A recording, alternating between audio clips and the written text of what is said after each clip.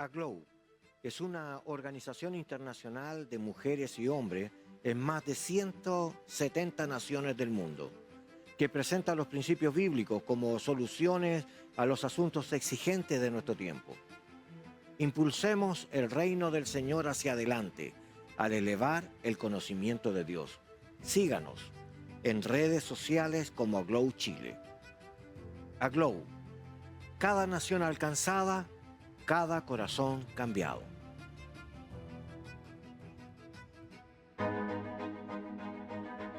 Bienvenidos una vez más aquí en Estudios Ministeriales.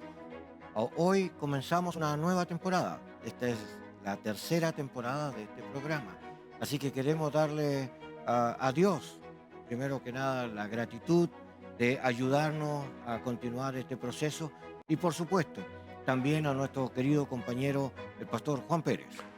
Queridos hermanos y todos quienes nos acompañan en esta ocasión, Marcos, es un placer poder compartir otra vez esta mesa de conversación para animar al pueblo de Dios en las tareas que tiene dentro de la iglesia.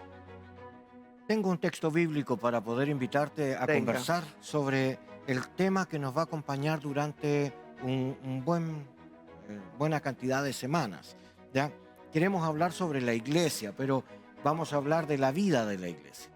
Y aquí en el libro de Mateo, en el capítulo 16, dice versículo 13 en adelante: Viniendo Jesús a la región de Cesarea de Filipo, preguntó a sus discípulos diciendo: ¿Quién dicen los hombres que es el Hijo del Hombre? Y ellos dijeron, unos Juan el Bautista, otros Elías, otros Jeremías, otros o alguno de los profetas. Y él les dijo, ¿y vosotros quién decís que soy yo? Y respondiendo Simón Pedro dijo, tú eres el Cristo, el Hijo del Dios viviente. Entonces le respondió Jesús, bienaventurado eres Simón, hijo de Jonás, porque no te lo reveló carne ni sangre, sino mi Padre que está en los cielos. Y yo te digo que tú eres Pedro, y que sobre esta roca edificaré mi iglesia, y las puertas del Hades no prevalecerán contra ella. Y a ti te daré las llaves del reino de los cielos, y todo lo que atares en la tierra será atado en los cielos, y todo lo que desatares en la tierra será desatado en los cielos. Entonces mandó a sus discípulos a que a nadie dijesen que él era el Cristo. Ok, hay un buen acercamiento a la palabra de Jesús, ¿verdad? Cuando dice sobre estas rocas y sobre esta definición edificaré mi iglesia. Y la definición es, tú eres el Cristo, el Hijo del Dios viviente. Cierto, la iglesia tiene un fundamento definido, establecido, una base sólida sobre la cual tiene que ser construida siempre, que es la persona de Jesucristo y la relación que Jesucristo tiene con aquello que llamamos iglesia. Podemos comenzar esta serie de encuentros analizando primero esta palabra que Jesús usa, la palabra iglesia. Nosotros en este siglo XXI, quizá usted que tiene algún tiempo en la iglesia encuentra normal llamarse iglesia. Tenemos la iglesia de la que somos parte, que tiene un determinado nombre y vamos a conversar sobre ello. Usted asiste a las reuniones de la iglesia y ve que tiene cierto ritmo, cierta estructura, cierta funcionalidad. La iglesia de la que soy parte, la iglesia de la que eres parte, la iglesia. Y entendemos como normal ese término. En el país, en Chile, se habla de las iglesias evangélicas, de las iglesias protestantes. Tenemos el Día Nacional de las Iglesias y asumimos ya como normal la palabra iglesia. Pero, ¿qué significa iglesia? ¿Por qué usamos un término como ese? ¿Por qué el diccionario, al leer la palabra iglesia, un diccionario dícese de tal organización o tal funcionalidad? ¿De dónde viene el término iglesia? Si conversamos de esto, este pasaje en el que el pastor Marco ha mencionado, Jesús aparece refiriéndose a la iglesia y dice, edificaré mi iglesia. Sí, pensamos tal vez que la historia muestra de que esta palabra sí era usada anteriormente, pero desde otra perspectiva política, ¿ya? Claro. Y tal vez las mismas comunidades griegas que usaban, digamos, este lenguaje, y que en alguna forma era para tomar algunas decisiones en comunidad.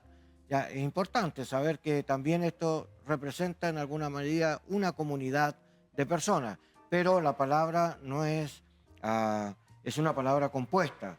Tal vez podríamos revisar un poquitito ese Sí, trasfondo. la palabra ¿Ya? compuesta, esta palabra iglesia en el texto griego aparece como eclesía y tiene dos componentes, una preposición, que es la preposición ek, y el sustantivo que viene de clesis, viene de llamados, viene de convocar, y tiene la idea de esta preposición ek de apartar a un grupo de determinado lugar y ponerlo junto para un término definido. Entonces, eclesía sería un grupo apartado de todo para tomar decisiones. Es un concepto sociopolítico dentro de la cultura griega. Entonces, entendemos a la iglesia como un grupo que ha sido apartado de un todo para tomar decisiones y para existir como tal. Entonces, existe en función del propósito para el cual fue llamado. La iglesia no existe fuera del propósito para el cual fue llamada. En la cultura griega era un grupo de personas convocadas y llamadas para tomar decisiones. Entonces, la iglesia como tal, como entidad, como cuerpo religioso, existe en función del propósito para el cual fue formada. Eso es algo que tal vez podemos considerar a lo largo de todo este tema de conversaciones. ¿Cuál es el propósito de la iglesia para el cual fue llamada? Porque si la iglesia sale de eso, pierde su propio concepto de existencia. Llama la atención que sea Jesús el que añade ese concepto que es popular y lo vuelve como parte ahora de su anuncio, ¿ya? Porque evidentemente había habido pocos años antes, cuando Augusto había nacido, también usaron un término de anunciación, evangelión, ¿ya? Que era para presentar el nacimiento de este líder romano al mundo. Y ahora el evangelio, que también es planteado de esta manera, va a ser como la manera como esta asociación de personas de la eclesía va a manifestar también para presentar al Señor al mundo. ¿Ya? Claro, porque el evangelión tiene que ver con un mensaje que también es importante para la sociedad, que debe ser escuchado en relación con la autoridad a la cual se refiere. Entonces tenemos esa idea en mente, tenemos la idea en mente de la eclesía como un grupo llamado para un propósito definido, y tenemos que entender que estos llamados términos sociopolíticos son ahora ajustados a realidades religiosas y que nosotros en la espiritualidad lo entendemos así.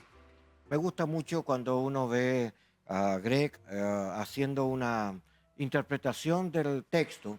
Menciona también la posibilidad de que Eclesis pueda hacer una invitación. Y en este caso es una invitación divina a salir de donde estamos para ser trasladados de tinieblas a luz, ¿ya? Que en el fondo es uno de los propósitos de la iglesia.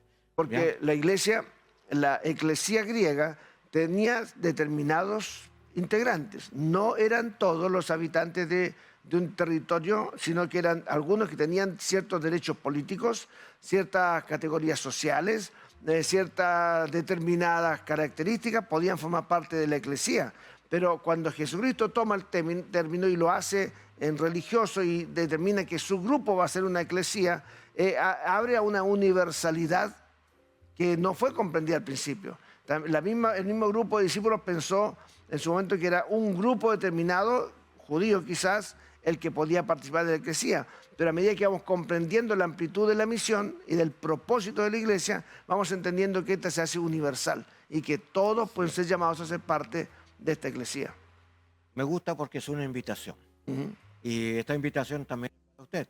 La idea de llegar a ser parte de esta comunidad no solamente es el deseo del Señor, también pasa por la voluntad humana, que uno quiera o participar voluntariamente. Esto es lo que al Señor le agrada. Estamos en un momento especial. Queremos invitarle que en el siguiente bloque nos invite para poder profundizar sobre este tema. Mientras tanto, le aconsejamos que usted anote los teléfonos que aparecen ahí en su televisor y usted puede hacerse parte de esta conversación. Puede escribirnos sus comentarios, puede también en alguna forma hacer sus aportes, si así lo quiere hacer, escríbanos, ¿ya? Participe también con nosotros los días lunes en este tipo de conversatorios públicos. Usted tiene todo en su mano, solo escríbanos, con mucho gusto le ayudaremos, ¿ya? Vamos a un corte, volvemos en un momento más. ¿Está considerando viajar a San Pedro de Atacama? Quiero hacerle una recomendación. Hotel Itaí ofrece una experiencia inolvidable. Hotel Itaí es un lugar único y es especial para su descanso. Visite su página web www.itaihotel.com y realice su reserva para su visita a San Pedro de Atacama. Hotel Itaí, el oasis del altiplano chileno, le invita a disfrutar la tranquilidad del desierto bajo un cielo estrellado como usted jamás ha visto.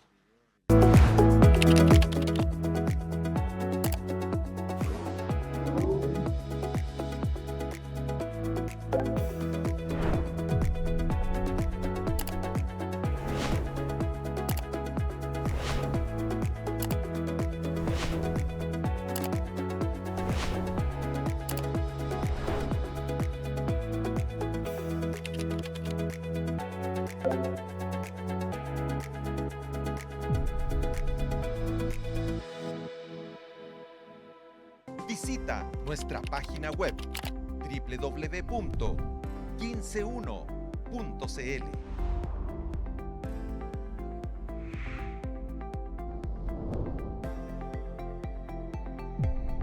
Somos el 15.1. Lovet Panadería. Lovet Panadería y Pastelería. Variedad en empanadas, variedad en pan, ricos dulces. Además, un excelente servicio. Síganos en sus redes sociales como Lovet Panadería y Pastelería.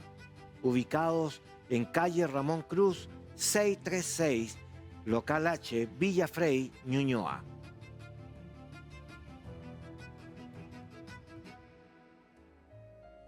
Muy bien, una vez más aquí, Estudios Ministeriales.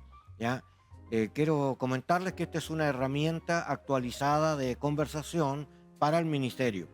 Así que no es una predicación, es una formalidad de estudiar temas que nos permitan encontrar respuestas para actualizar nuestros conocimientos o para emplear esto en nuestras predicaciones en la educación de nuestros pueblos. Así que le damos gracias al Señor y a usted también que nos acompaña. No se olvide, 15.1, usted puede encontrarlo en YouTube como también en el canal propiamente tal y en las redes que son de Estudios Ministeriales. Pastor Juan.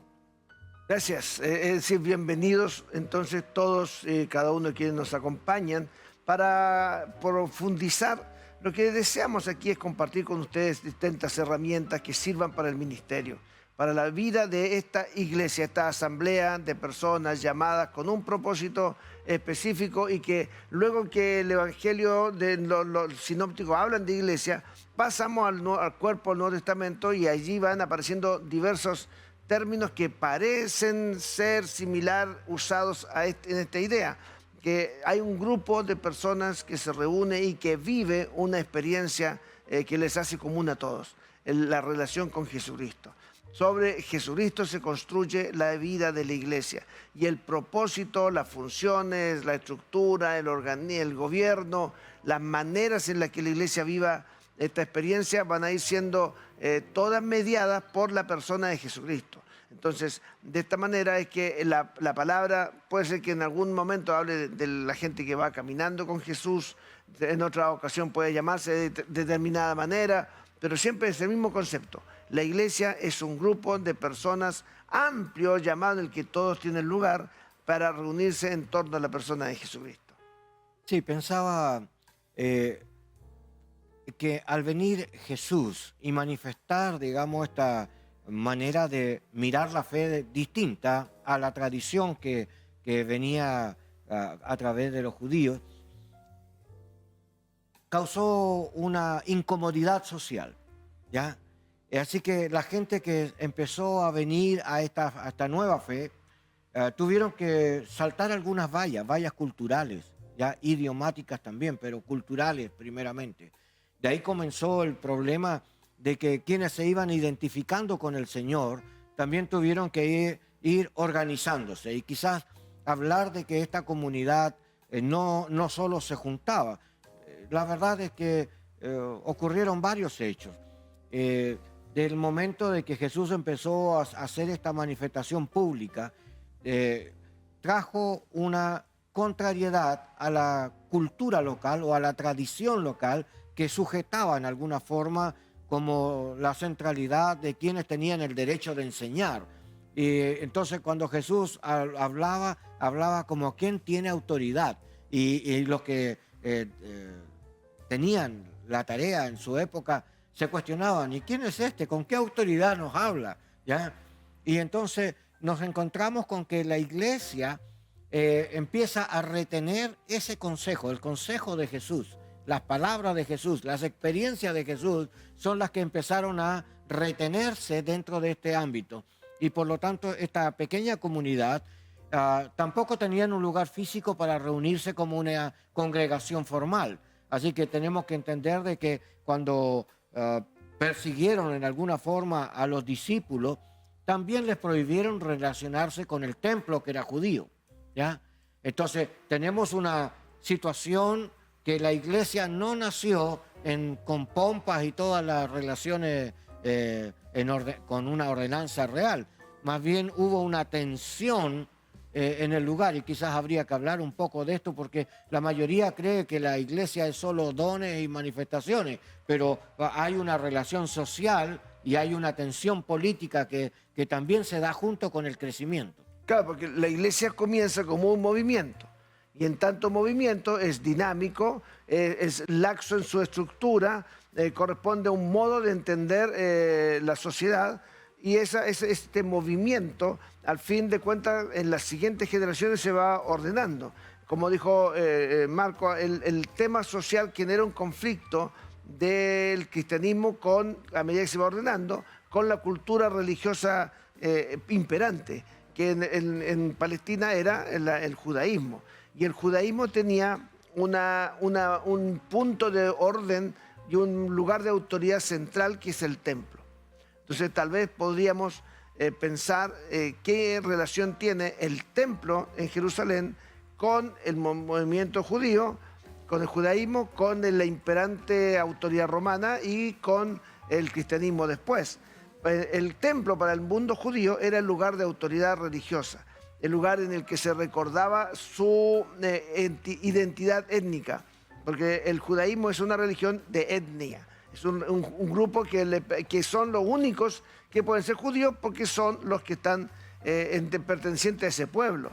La iglesia choca con eso porque la iglesia empieza a incorporar a otros que no son judíos, por lo tanto ya se empieza a separar. El templo es un centro de identidad para la fe judía, pero para el pueblo cristiano, para el mundo romano es un lugar de rebelión, porque es a partir del templo que se produce la rebelión macabea, la Bar Kokhba después. Entonces el templo para el mundo romano, el templo judío, era un punto de rebelión.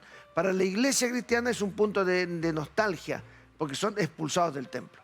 Ya no pueden entrar en el templo, por lo tanto, aun cuando es ambivalente, algunos todavía van, hacen cierta participación dentro de los ritos, pero van separándose. Entonces el templo para la iglesia cristiana es un punto en el que se relee, se resignifica. Ya no es el lugar físico, sino la comunidad de fe, la que se transforma en el sitio en el que Dios habita. Para el mundo judío, Dios habita en el templo. Para el mundo cristiano, Dios habita en la comunidad, en la comunión de los santos, en el pueblo, a partir de Jesús como Señor. La iglesia empieza a experimentar la presencia de Dios. La presencia de Dios está en el templo para los judíos, la presencia de Dios está en la comunidad y en la comunión para el pueblo cristiano. Entonces, el templo es un punto a analizar porque tiene diversa significación. Se le resignifica en la iglesia cristiana y asume un nuevo símbolo. Ya no es el lugar físico, ya ahora es la comunión de los santos. Tal vez por eso, al comparar un poco esta parte cultural, ¿no? Es verdad que los judíos entonces siguen pensando en la construcción de un templo físico, ¿ya? Sin embargo, cuando el Señor con el libro de Ageo menciona la idea de que ya no habitará en lugares o en templos hechos por mano de hombres, sino de que la gloria que va a venir posterior es mayor que la primera, y se está refiriendo a que el mismo cuerpo de uno va a ser receptor de la presencia de Dios, y por lo tanto, como dice en Primera de Corintios, ahora nuestro cuerpo es templo del Espíritu Santo. Y entonces, claro, ya no habita en el templo físico, habita en nosotros, ¿ya? Y esta es una variante que enriquece esta comunidad llamada iglesia. Porque fíjese, mi querido compañero de experiencia en esta ocasión, usted que está en su oficina, casa, en el medio de locomoción, donde sea que esté compartiendo este programa, fíjese que en Corintios, cuando Pablo escribe en plural, vosotros sois. Entonces, no es que solo yo soy, sino que es un concepto de pluralidad. La iglesia es una comunidad de fe, la iglesia es el cuerpo de Cristo en la tierra, ya no es el templo. Por lo tanto, la presencia de Dios, yo quiero insistir en eso, no está en que yo soy, sino que nosotros somos. Por eso es que hablamos, siempre el mundo evangélico va a hablar de que el ser parte de una iglesia es esencial para ser cristiano. No puedo vivir el cristianismo en plenitud si no soy parte de una comunidad de fe. Entonces la iglesia es una invitación de amor de parte de Dios a que salgamos de la condición externa de afuera y nos volvamos voluntariamente a esta nueva fe, ya la fe en Cristo Jesús. Nosotros tendríamos que plantearnos entonces de que esta comunidad, del momento que comienza a reunirse las personas, enfrentan problemas. Yo quiero decirles de que antes del nacimiento, donde la gente alude como el derramamiento del Espíritu Santo en Hechos 2, que se toma como inicio formal de la iglesia, hubo un periodo anterior, el tiempo de Jesús, cuando Jesús hacía milagros, sanaba enfermos, echaba fuera demonios. Esta misma gente era la que daba testimonio de Jesús. Tenemos muchos ejemplos, por ejemplo, el mismo endemoniado de Gadara, después de que el Señor lo libertara, el hombre quiso seguir a Jesús y él dijo, no, vuélvete a los tuyos. Y después, mirando el libro de los Hechos, encontramos que en Decápolis estaba este hombre predicando de cómo Jesús, el Cristo, lo había libertado.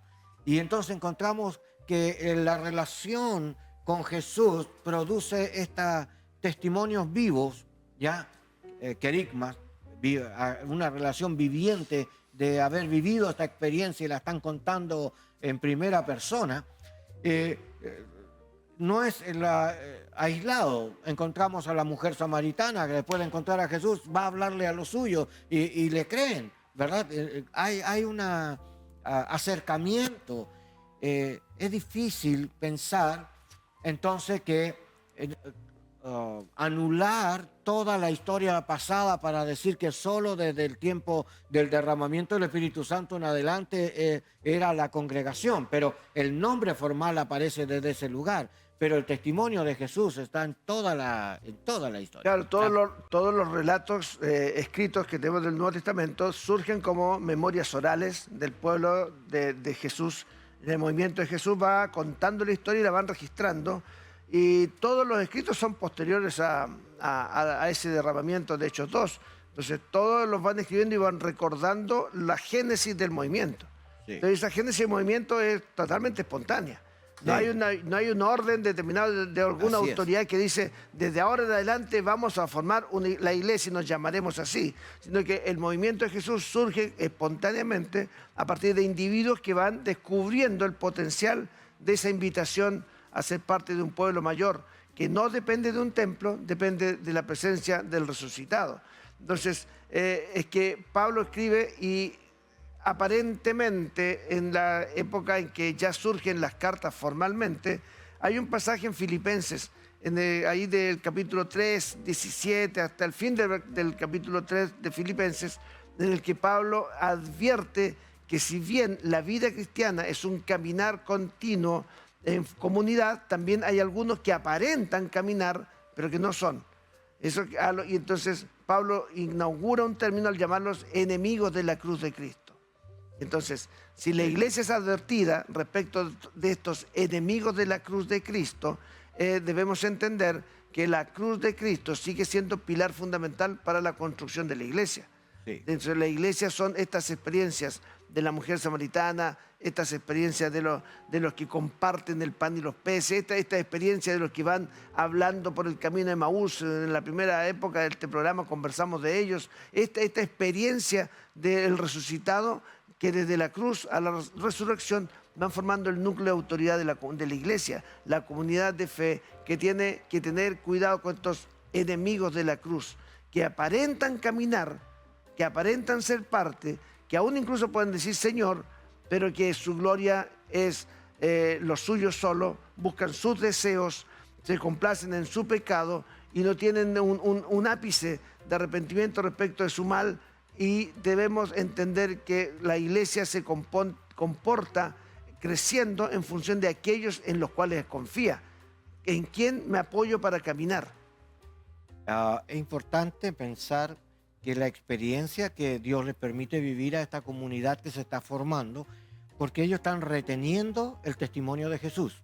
Eso es exactamente lo que la iglesia tiene que hacer, retener el testimonio de Jesús.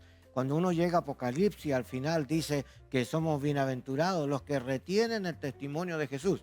Y yo quiero decirles exactamente, este es uno de los problemas de la iglesia. Si uno comienza a analizar el grupo humano, en la medida que va avanzando, se van enfrentando a problemas. Por ejemplo, cuando llega el tiempo del Pentecostés y viene este derramamiento del Espíritu Santo y de un momento a otro 3.000 personas aceptan el testimonio de Jesús y creen en Jesús, pero ellos no tienen el templo. Acuérdense que el templo está vetado para los creyentes de esta nueva esperanza.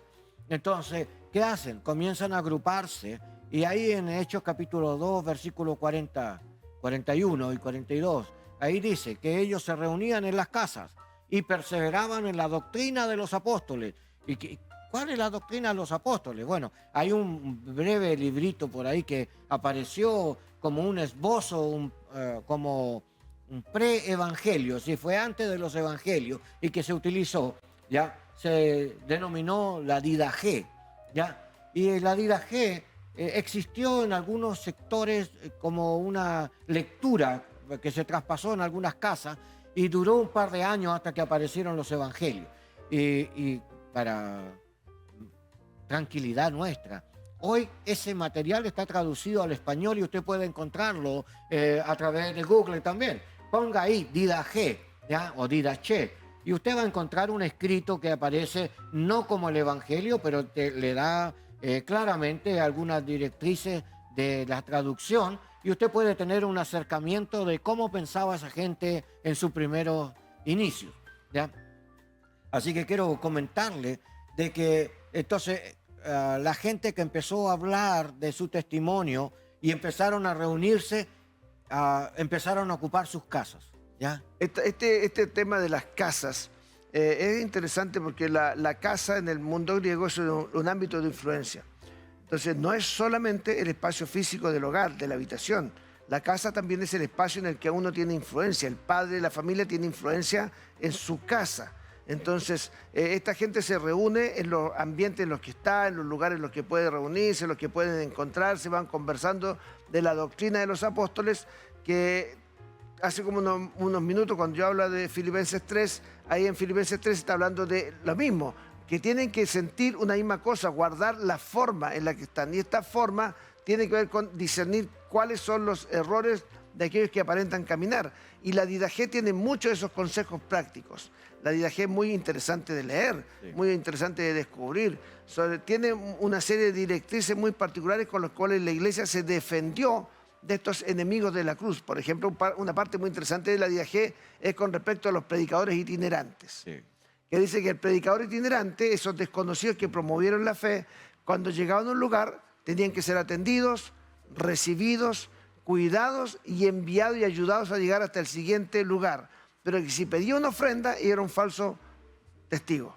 un predicador falso. Decía, no podía estar pidiendo ofrendas a cambio de predicar para seguir al siguiente lugar, tenía que ser ayudado. Entonces es muy interesante la forma práctica en la que la DIAG ve la fe cristiana y que es un estadio previo a la formación del texto del Nuevo Testamento, porque recuerden que la iglesia cuando quería leer algo solo tenía escrito Antiguo Testamento y tenía que de ahí partir, y entonces empieza a contar oralmente la historia de Jesús y las enseñanzas que ellos recordaban la primera generación y cómo interpretaban la segunda generación las enseñanzas de Jesucristo.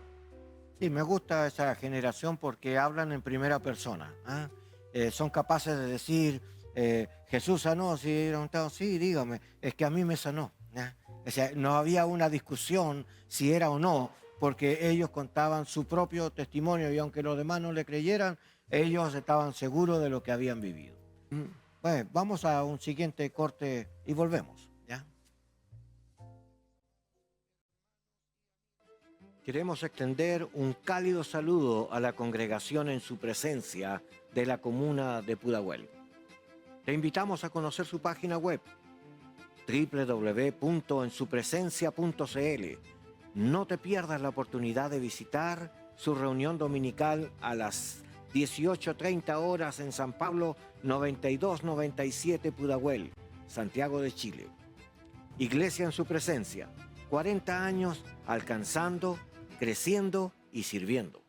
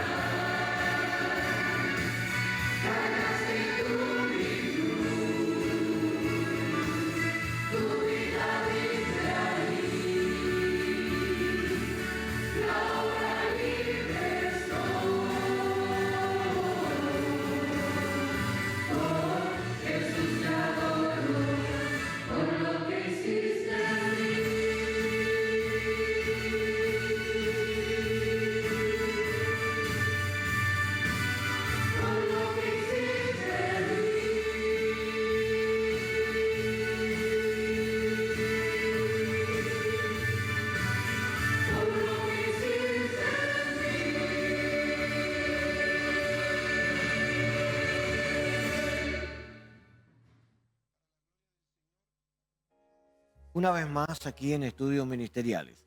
Queremos invitarle que usted pueda ser parte de nuestro conversatorio, que nos escriba, utilice los medios de las redes, como también el teléfono que aparece ahí en la televisión, anótelo, escríbanos, háganos su comentario. Si usted quisiera participar en alguna de estas conversaciones, todos los días lunes, durante todo el año 2025, vamos a estar a las 8 de la noche abriendo un espacio de conversación. Solamente infórmenos que quiere estar y le enviamos un link. Queremos volver al tema que estamos hablando. Pastor Juan. Es verdad, la iglesia surge en un ambiente cultural dominado por la cultura grecorromana, en un espacio religioso dominado por el judaísmo y en un ambiente político dominado por el imperio romano. Es decir, tenía muy poca posibilidad de surgir porque es un movimiento religioso que aparece en un espacio en el que no había ninguna situación proclive a ello, pero es una invitación de Dios a formar parte de un grupo que reconoce el señorío de Jesucristo resucitado, que lo cuenta, lo proclama y que se nutre de la presencia del resucitado en medio de ellos, no necesitando un templo físico. Ahora, para poder compartir la enseñanza de Jesús, ellos usan la memoria oral, lo que le van contando, lo que se van transmitiendo de unos a otros, hasta que empiezan a aparecer el mundo de los escritores. En la siguiente generación van escribiendo lo que son las memorias y surgen los evangelios, van surgiendo las cartas, van surgiendo los relatos como Apocalipsis, van surgiendo el Nuevo Testamento, que es todo el proceso por el cual se va formando el Nuevo Testamento. Nadie se decidió sentarse a escribir, todos fueron escribiendo de lo que se iban conversando. Algo interesante también hay con respecto al Antiguo Testamento. La Iglesia empieza a usar el lenguaje, el idioma griego como el lenguaje en el cual van a comunicarse, porque es la lengua franca, la lengua común del imperio. Ni el latín ni el hebreo, usan el griego. Y usan para ello el Antiguo Testamento traducido al griego, que era la llamada Septuaginta. Y esa es la Biblia que empezaron a usar los cristianos. ¿Sabe qué pasó? Que el judaísmo dejó de usar la Septuaginta porque era la traducción que ellos tenían, pero como la estaban usando los cristianos, ellos deciden no usarlo. Y la Septuaginta pasa a ser básicamente la Biblia que usan el mundo cristiano. Y los judíos usan otras traducciones al hebreo, Teodosión, Aquila y otras traducciones que hay del Antiguo Testamento al griego, porque deciden usar algo que sea más de ellos, porque consideran que la Septuaginta está contaminada porque la usa la iglesia cristiana. O sea, cuando surge el cristianismo, cuando surge esta comunidad de fe, tiene absolutamente todo en contra y sobrevive hasta el día de hoy. Sí, me llama la atención y me agrada mucho de que el fundamento de la iglesia es Cristo y no las personas. Y la organización tampoco es tan importante la de los hombres, aunque lo es socialmente.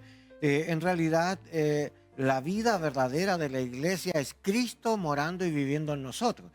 Y nadie puede entrar a la iglesia a la iglesia social tal vez sí, pero entrar a la verdadera iglesia del Señor, nadie puede hacerlo sin Cristo en su corazón.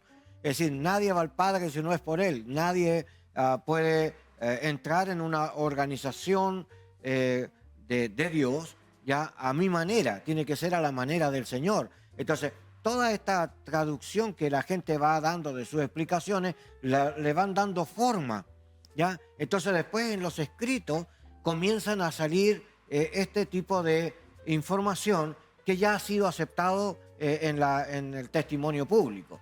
Y entonces tenemos que agradecerle a Dios que Él nunca ha quitado el centro, porque la iglesia es la manera de dar a conocer al Hijo al mundo. Y todavía sigue siendo la misma manera. La iglesia tiene el deber de predicar y testificar de su Hijo, de Jesús, el Cristo, ¿ya? Y a través de Él reconciliar a todo el mundo. Y si no es por Él, no hay tal reconciliación. O sea, sigue siendo Cristo el eje de toda predicación en esta nueva comunidad. Cierto, este eje es Jesucristo. Por lo tanto, volvemos a insistir en este detalle que es un detalle clave. La iglesia existe en función de Jesús y de quienes se reúnen con Él. Y que Él es la presencia y no puedo pertenecer a la iglesia si no lo hago a partir de la fe confesada en Jesús de Nazaret y su resurrección. Era tan importante eso en la iglesia primitiva que el momento de incorporación a la fe pasaba por aquello que ellos llamaron el bautismo, y ese bautismo era precedido de un tiempo no tan corto. Tenían que estar seguros de esa persona antes de incorporarla a la comunidad de fe. El bautismo era esencial, era el rito de iniciación, y luego participaban de la comunión como el rito de pertenencia. Entonces, la iniciación a la fe pasaba por el bautismo voluntario y definido, y la comunión por medio de los elementos de la cena, porque eran las ordenanzas que habían recordado que Jesucristo había dicho. 2 ordenanzas o 2 sacramentos que hacen a la esencia de la vida de la iglesia. Sí, y la iglesia se va nutriendo en la medida que va avanzando y va rescatando hitos históricos que le van a servir de base para poder proclamar esta fe, ¿ya?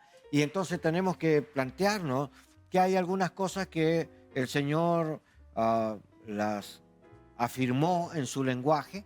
Por ejemplo, cuando habla de su muerte y de su resurrección, ¿ya? Nadie puede negar que eso es parte del Evangelio que hay que proclamar, ¿ya? O cuando Él hace el traspaso del pensamiento judío, ¿ya?, de la Pascua hacia la cena del Señor, como comienza a replantear esta comunidad para celebrar la resurrección de Cristo. También dice, harás esto en memoria de mí. Y la iglesia lo toma como una base que también debe de incorporarlo en el sistema.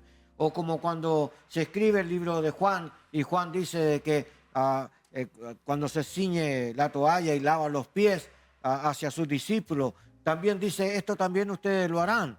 Y entonces ellos también consideran que esto también debiera de ser incorporado. Entonces uno va dando cuenta de que van tomando experiencias que han sido popularmente aceptadas, pero las van incorporando como parte de esta nueva comunidad. Entonces el crecimiento obliga a una organización, ¿ya? Claro, y esta organización funcionalmente se va separando de la institución previa o que existió en un momento paralelo, que es el judaísmo. El cristianismo no es judío. Sí. Los cristianos no somos judíos nuevos, nosotros no podemos reconocer cierto origen social y cultural, pero no religioso, porque tenemos escritura distinta, persona diferente, sentido de pertenencia distinto. Es todo un elemento de estudio, el cómo el cristianismo logra discernir que la pertenencia no es étnica, sino universal. El sentido de identidad étnico que tiene el judaísmo pasa a un sentido de identidad multiétnico y universal en la iglesia, porque la iglesia de Jesucristo entiende que esa muerte, esa resurrección, esa memoria y ese lavado de pies es universal, no es para todos. Es lo que entienden del mensaje de Jesucristo, y que es que vayan y compartan ese mensaje a todas las naciones, a todos los pueblos, a todos los grupos, porque esto ya escapa a una comprensión étnica, pasa a ser una comprensión universal. Sí, pensaba cuando habla de esto un poquitito en el Antiguo Testamento, que el pensamiento judío difiere de la interpretación cristiana. Cuando habla, por ejemplo, los judíos que solo tienen que ser varones y solo tienen que estar en ellos nada más, y era como pecado relacionarme con los extranjeros. Sin embargo, en la Biblia no dice eso. En realidad, la traducción en el Antiguo Testamento dice que debemos de cuidar incluso a la viuda y a los extranjeros, ¿ya? Sin embargo, en el tiempo de Jesús, los fariseos eran tan cerrados que si no era de la casta y no era definido de tiempo judío, no era considerado como parte de esta sociedad. Y entonces, la iglesia, esta comunidad que comienza a formarse, comienza a revalorar estos aspectos desde las escrituras hacia la experiencia personal. Como en el libro de Joel, capítulo 2, 28, cuando dice, derramaré de mi espíritu sobre toda carne, lo cual ellos interpretan que fue justamente en el Pentecostés. Pero también existe otro punto, dice, sobre siervos y sobre siervas, incluye a las mujeres, y cosa que en el tiempo de Jesús los judíos no consideraban ni a las mujeres ni a los niños en su condición social, pero en el pensamiento profético de Dios sí estaban considerados. En su condición social religiosa. Sí, No en eran- la condición no eran parte- social religiosa, Claro. sí. Y hablando también de eso, que el mismo Señor cuando les dice que no se vayan de Jerusalén y luego le da la orden de que vayan y hagan discípulos, habla de ir a todas las naciones. O sea, no dice solo quédense en Jerusalén y con los judíos, no, dice vayan a todas las naciones. O sea, el pensamiento de Dios entonces no estaba circunscrito a la raíz judía como quedarse en ese sector, sino que incluía a toda la creación del Señor. Entonces el pensamiento de Dios es siempre mucho más grande, más amplio, con una mirada social sin acepción de personas. En Sí. cambio, el pensamiento base del judío era solo ellos. Uno de los problemas que tuvieron los cristianos con los judíos fue el problema judaizante de los judíos que querían que la gente siguiera al Cristo, pero tenían que cumplir con la ley del Antiguo Testamento.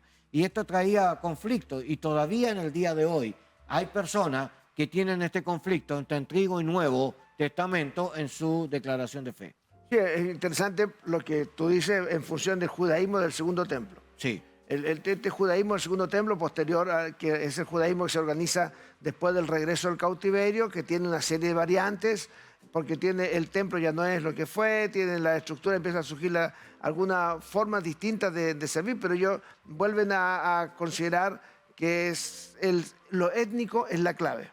Y dentro de lo étnico, el hombre, y tienen toda una mirada de la fe que es desafiada por el cristianismo. El cristianismo aparece como el desafío a ello, y entonces es lógico entender que durante un proceso de separación cultural van produciéndose estos diálogos en los que algunos quieren permanecer en la fe cristiana, pero tratar de incluir en ella las formas que habían aprendido del judaísmo. Entonces tratan de mantenerse en un equilibrio entre los dos. Luego la historia de la iglesia trae otras personas como Marción, que dice, no, afuera con todo eso, nosotros somos absolutamente no judíos, por lo tanto todo, y en ese sacar todo termina sacando libros de la Biblia y se descompensa un poquito. Se descompensa un poco Marción y termina desequilibrado el asunto, pero la intención era buena. Pero él saca ritos, saca libros, saca todo lo que le suena del Antiguo Testamento afuera con ellos, porque no puede ser que la iglesia tenga que esos puentes, tiene que quemar los puentes de relación con el judaísmo. Y ese es un proceso que le lleva a la iglesia un tiempo. sí, viene a mi mente un autor, Rafael Aguirre, que él habla justamente de este proceso que tiene que vivir el pueblo en relación al ámbito cultural, porque el Evangelio es transgresor para su época en relación al pensamiento judío. Entonces, pero los cristianos empezaron a creer por las experiencias que tuvieron con Jesús, más que por la información que tenían del Antiguo Testamento, porque no todos tenían acceso o un amplio conocimiento teológico del Antiguo Testamento, porque también los judíos se dieron el trabajo de hacerlo sectorizado. Entonces, por eso también piensan como que los sacerdotes y ellos tenían como el privilegio de tener esta información particular y el resto del pueblo solo conocían las tradiciones. Y quiero decir, aquí hay un problema que también nosotros hemos arrastrado muchos de estos pensamientos hacia el cristianismo, ¿ya? Entonces yo creo que como una crítica, esta es una crítica positiva, sí. Lo que pasa es que cada vez que vamos a emplear algo nuevo, le estamos haciendo una crítica a lo antiguo. Como que lo nuevo es mejor y lo antiguo ya no sirve. Y en la otra forma de pensar, lo antiguo tiene valor y lo nuevo lo ponen en duda. O sea, depende del lado que tú estás, pero hay que enfrentar que el cristianismo fue una experiencia de reordenamiento en el pensamiento y en las acciones. Entonces, el evangelio que es anunciado no es el judaísmo, es una nueva expresión de amor y de fe de Dios hacia la humanidad para reconciliarlo con Él, a fin de quitar el pecado entre los hombres, que es realmente la enemistad que no nos permite relacionarnos con Dios. Porque al fin de cuentas lo que pasa es que el cristianismo, al ser, como dice el libro de Hebreos, Dios había hablado muchas veces, habló por los profetas, ahora habla por el Hijo. Y nos muestra lo que era el sentido original de Dios, de un Dios que es universal, un Dios que quiere formar un pueblo, un Dios que quiere caminar con ellos, pero un mundo que no terminó de entenderlo. Entonces, en ese plan eterno de Dios, Dios habla por el Hijo y forma su iglesia. Y la iglesia de Dios, de la cual usted y yo somos parte en este tiempo, y por eso estamos invirtiendo tiempo en conversar, y lo animamos a los distintos espacios de conversación que hemos mencionado, es que somos iglesia a partir de la experiencia de fe en Jesucristo, el resucitado. Y esa experiencia de fe nos mueve a caminar unos juntos con otros que no son como yo, pero que entendemos de la misma manera. Quisiera compartir ahora finalmente un pasaje que está en el libro de Apocalipsis, porque Apocalipsis es un libro en el que la iglesia aparece y de tal modo que en el Apocalipsis de Juan, el último libro de la Biblia, no aparece el templo. No hay templo. No hay templo. El Apocalipsis no tiene templo. El templo está en el cielo. La Nueva Jerusalén es celestial, porque hay una resignificación del templo. El templo se ubica ya en un espacio trascendente, ya no es espacio físico, sino la iglesia apunta a lo trascendente, a lo eterno y a lo que está en otro plano de realidad.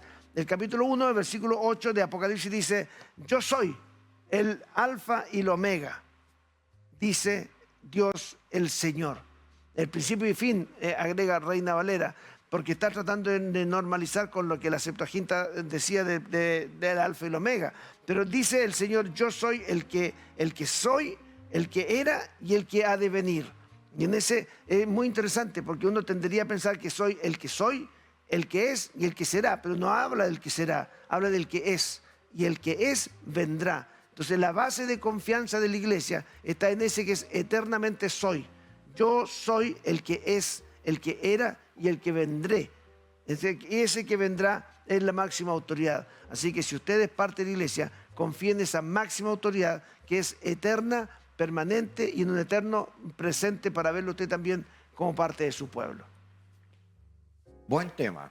Le invitamos para que nos continúe acompañando la siguiente semana, ¿ya? Gracias, Pastor Juan, por la compañía y esta grata conversación. Amén. ¿Ya?